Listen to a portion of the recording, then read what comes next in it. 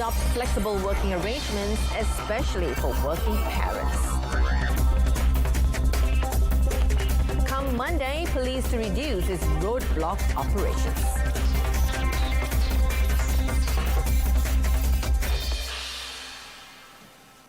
Hello and welcome. You're with me, Jessica Lee, for updates at noon. The economic sector will resume operations starting this Monday, 4th of May. Prime Minister Tan Sri Muhyiddin Yassin said the measures were made under the implementation of the Conditional Movement Control Order, or CMCO, to enable the reopening of economic activities throughout the country in a controlled and cautious approach to continue the curb on COVID-19 infection. Semua sektor perniagaan dan industri, sektor awam dan sektor sosial adalah dibenarkan untuk beroperasi tertakluk kepada syarat-syarat dan peraturan semasa serta SOP yang ditetapkan oleh pihak berkuasa.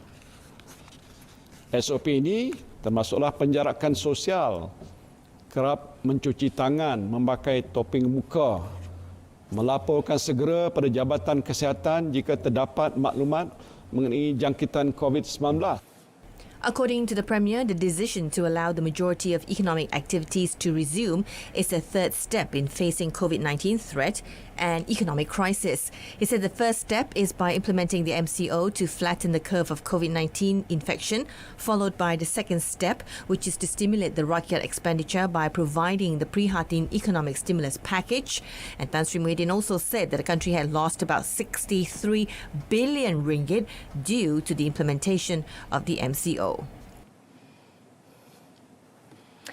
The Prime Minister also urged all employers to allow flexible working arrangements for their workers, citing it is as part of the new normal that must be adopted by everyone. Now, he also said that employers should manage their manpower needs in the office and prioritise the work from home concept. Tan Sri Muhyiddin also suggests the employers to implement alternate working days and staggered hours, especially for the working parents. Jadi anak tak perlu dihantar ke pusat jagaan. Hanya mereka yang tiada pilihan saja menghantar anak mereka.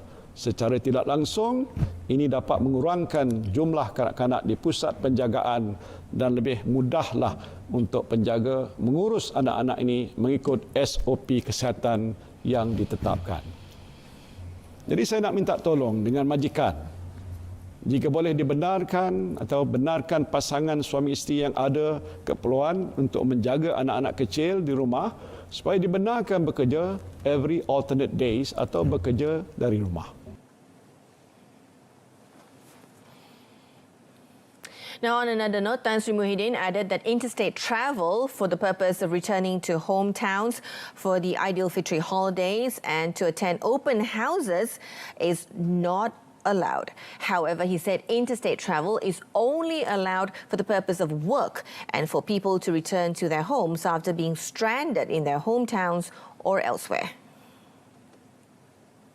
Perjalanan rentas sempadan negeri juga tidak dibenarkan kecuali untuk tujuan hadir bekerja dan pulang semula ke rumah sendiri setelah terkandas di kampung ataupun di tempat-tempat yang lain. Perjalanan rentas negeri untuk balik ke kampung semasa cuti perayaan Aidilfitri, tidak dibenarkan. The Prime Minister also said religious activities such as religious marches, Friday prayers and all congregational or assembly activities in mosques, suraus and houses of worship are not allowed for the time being. Now, commenting on the government's announcement to reopen operations of several economic sectors, Health Director General Datuk Dr. Nur Hisham Abdullah said that the Health Ministry agrees with the announcement but stresses on the importance of Health Standard Operating Procedure or SOP compliance. Pada hari ini, Yang Amat Berhormat Perdana Menteri telah mengumumkan bahawa kini Malaysia akan membuka semula beberapa sektor ekonomi secara berhati-hati dan terkawal, tertakluk kepada syarat-syarat dan standard operating procedure yang ditetapkan oleh pihak berkuasa. Kementerian Kesihatan menyambut baik pengumuman Yang Amat Berhormat Perdana Menteri yang menekankan mengenai pematuhan kepada SOP yang ditetapkan. The Health Ministry also agreed that the mass gathering and any other activities that expose the rakyat to the risk of COVID-19 infection should not be allowed. Datuk Dr. Nur Hisham also added that all employers and workers should accustom themselves with the new norms to ensure that COVID-19 could be contained. Meanwhile, Datuk Dr. Nur Hisham said the Health Ministry will keep on monitoring the development of COVID-19 infection through the information released by the World Health Organization or WHO. Kementerian Kesihatan Malaysia akan terus memantau perkembangan kejadian jangkitan ini melalui maklumat yang diperolehi daripada pihak Pertubuhan Kesihatan Sedunia. Orang ramai akan sentiasa dimaklumkan sebarang perkembangan terkini mengenainya. Begitu juga Kementerian Kesihatan akan memastikan langkah-langkah pencegahan dan kawalan yang sewajarnya dilaksanakan secara berterusan. Now, in line with the reopening of the economic sector this Monday, the Royal Malaysian Police will reduce some of its roadblock operations. Inspector General of Police Tan Sri Abdul Hamid Bador said the police will now focus on the enforcement of social distancing and curb the entry of illegal immigrants and smuggling activities. Tan Sri Abdul Hamid further explained that several roadblocks would also be shifted to locations that were found to be the entry routes for illegals and smuggling activities. He added that the police would keep on monitoring all activities to ensure social distancing is practiced. He also said that the police welcomed the government's decision to allow the operations of almost all sectors of the economy during the MCO.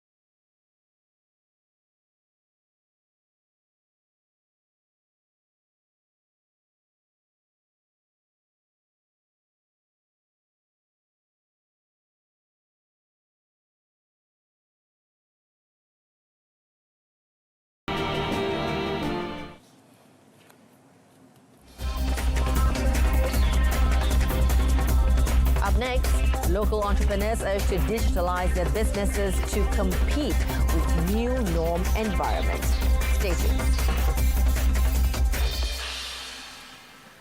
Now, local entrepreneurs are urged to digitalize their businesses to ensure that the companies are able to compete with the new norm environment. Senior Minister Datuk Sri Azmin Ali said this would be the best time for all quarters to focus on the application of technology and innovation.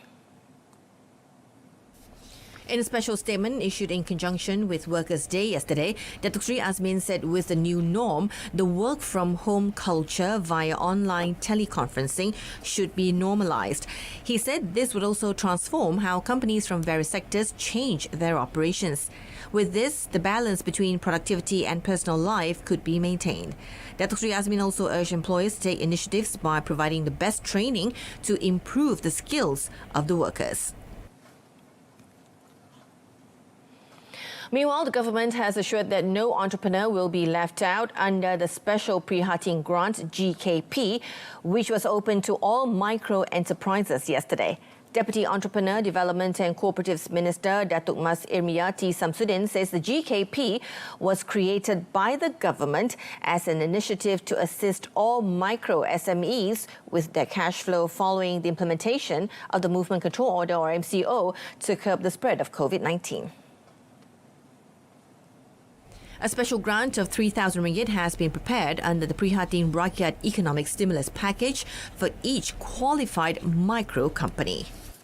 Kerajaan prihatin dan mendengar rintihan dan juga maklum balas daripada usahawan-usahawan kita yang mempunyai kesukaran. Tak semua yang berdaftar dengan pihak LSDN dan tak semua yang berdaftar dengan SSM. Jadi dipermudahkan dengan maksudnya yang berdaftar dengan pihak berkuasa tempatan juga ada dalam syarat yang dinyatakan. Jadi itu cukup mudah pada saya.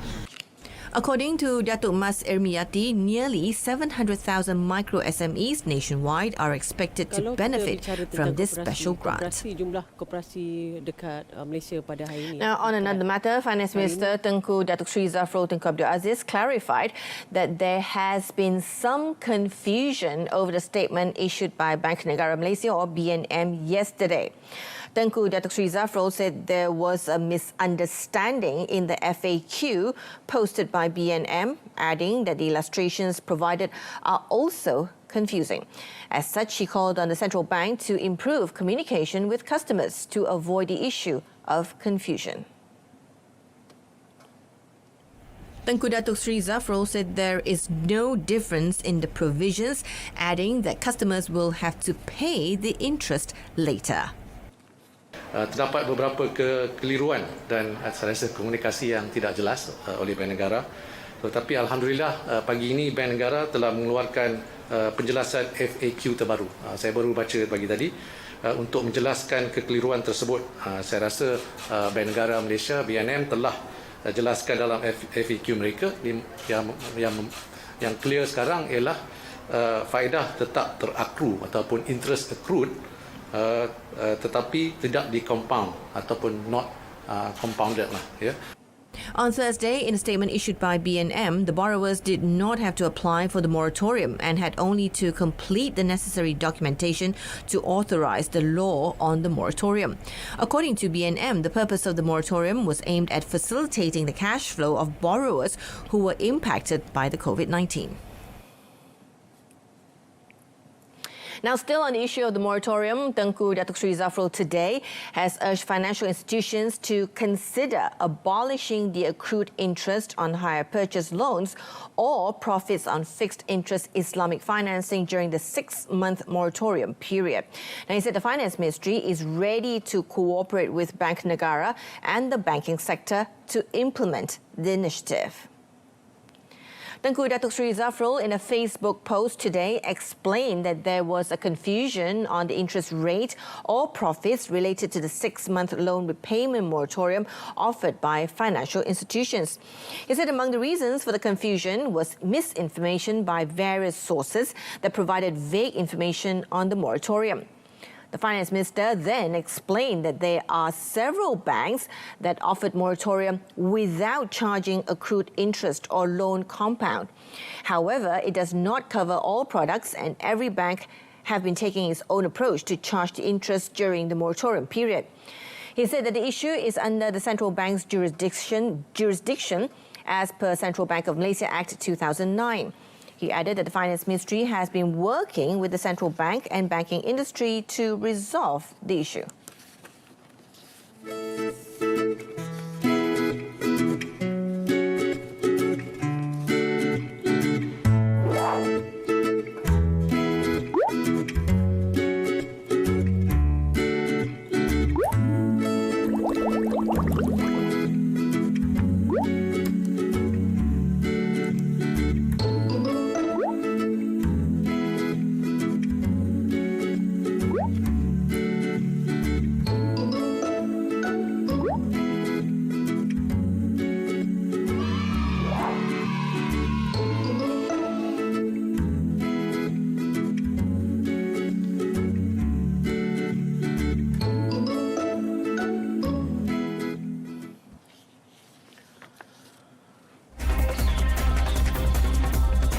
And still to come, FDA approves remdesivir drug for COVID-19 patients. This and more in the Forum's Right.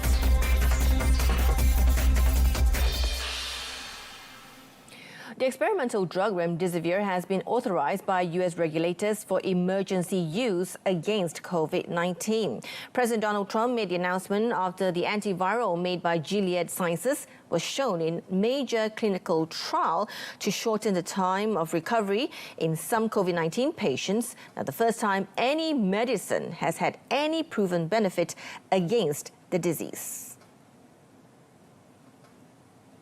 Pleased to announce that Gilead now has an EUA from the FDA for remdesivir. And you know what that is because that's been the hot thing also in the papers and in the media for the last little while. An important treatment for hospitalized coronavirus patients. Trump said this at the White House, where he was joined by Gilead's CEO, Daniel O'Day. The company has previously announced it was donating some 1.5 million doses for free. Now, this amounts to about 140,000 treatment courses based on a 10-day treatment duration.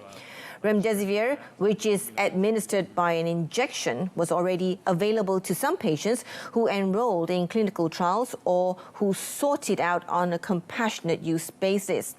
The new move allows it to be distributed far more widely and used in both adults and children who are hospitalized with a severe form of COVID-19.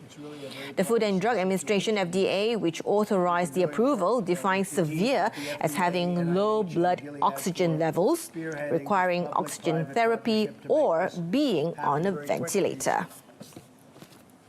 On another note, President Trump tells reporters that he would rather not comment on Kim Jong-un's yet, but will have something to say about it at the appropriate time, as the North Korean leader was seen in public for the first time in nearly 3 weeks.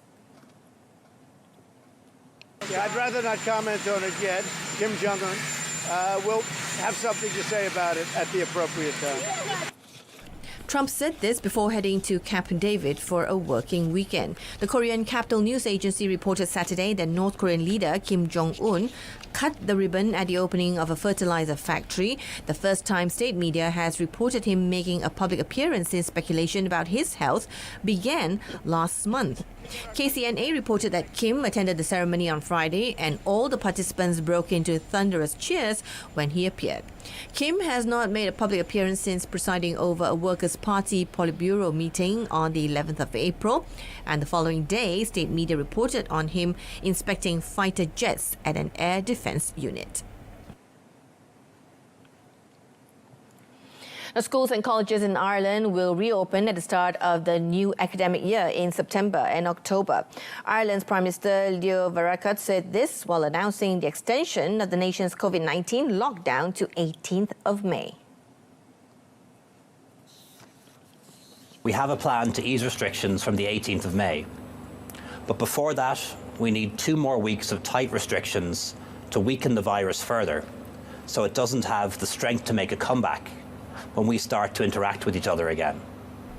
The lockdown, which came into effect on the 28th of March, had been due to expire Tuesday.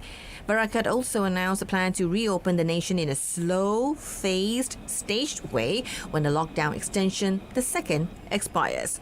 Under the scheme, restrictions will be eased in 5 3-week stages. Outdoor work will be allowed to resume, some shops will reopen, and meetings of small groups will be allowed outdoors from the 18th of May.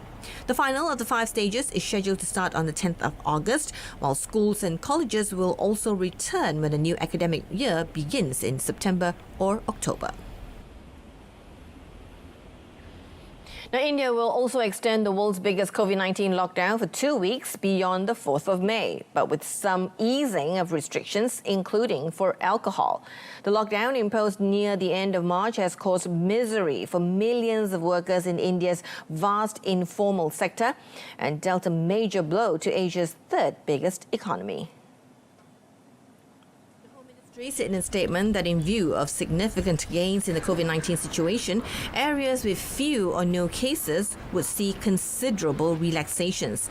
Air travel and passenger trains ground to a halt because of the lockdown, and only the transport of essential goods was allowed, causing major problems as well as considerable confusion for industry and agriculture. In particular, hundreds of thousands of migrant labourers were left jobless overnight, prompting a huge exodus of the people back to their home villages, many on foot and leaving many dependents on handouts. However, the stringent restrictions have been credited with keeping confirmed cases of coronavirus to about 35,000 cases as of Friday, with 1,152 deaths. The days before May 1st rent was due, building management knocked on Sean Riley's Brooklyn apartment door, demanding payment for the previous month. But like thousands of others in New York, the 25-year-old is participating in Friday's strike, demanding rent cancellation as unemployment soars and much of the country remains homebound in shelter they now stand to lose due to the coronavirus pandemic.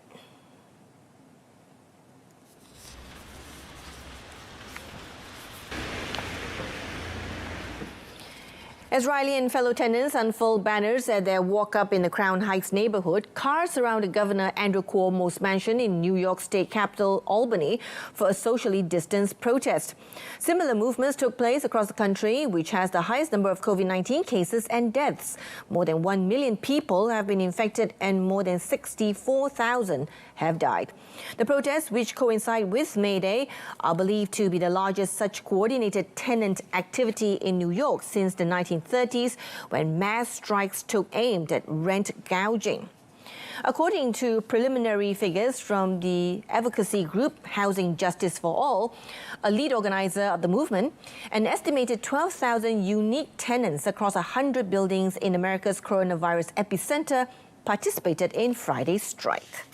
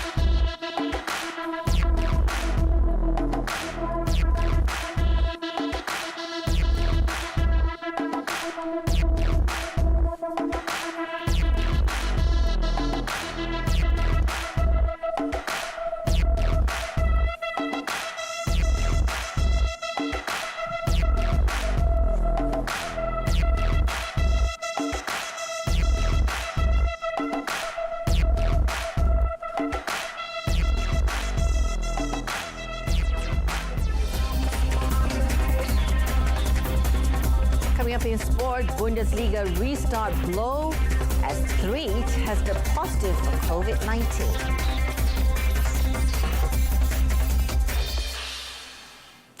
Now, the Football Association of Malaysia, or FAM, has introduced the FAM Salary Adjustment Guidelines. Now, FAM Secretary General Stuart Ramalingam says the guidelines set the rates of salary deduction for players and officers of Malaysia League or M-League teams or clubs that have failed to reach a consensus after the deadline on the 22nd of April.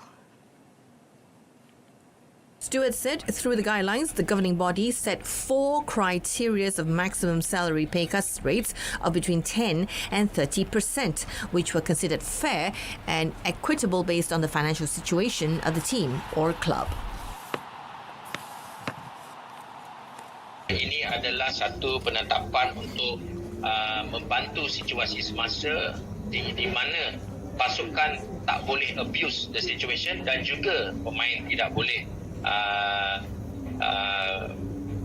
tidak nak berkomunikasi atau tidak nak cari jalan penyelesaian sebabkan industri kita pada masa ini memerlukan kerjasama semua pihak.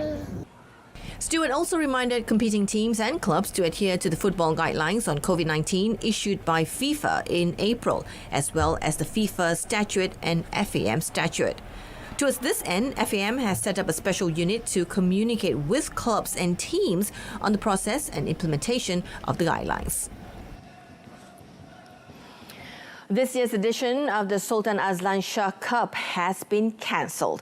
Now, this was announced by the organisers after obtaining the consent of the Sultan of Perak, Sultan Nazrin Wizuddin Shah. In a statement, the organising committee chairman, Dato' Abdul Rahim Muhammad Arif, said the cancellation was made due to the current COVID-19 pandemic and economic situation, which had affected participating teams. He said most invited teams had faced problems conducting training sessions due to the COVID-19 outbreak. He further added that although outdoor sports activities which do not involve body contact and in small groups such as badminton, jogging, cycling and golf are allowed, those involving body contact including football, rugby and swimming are still banned.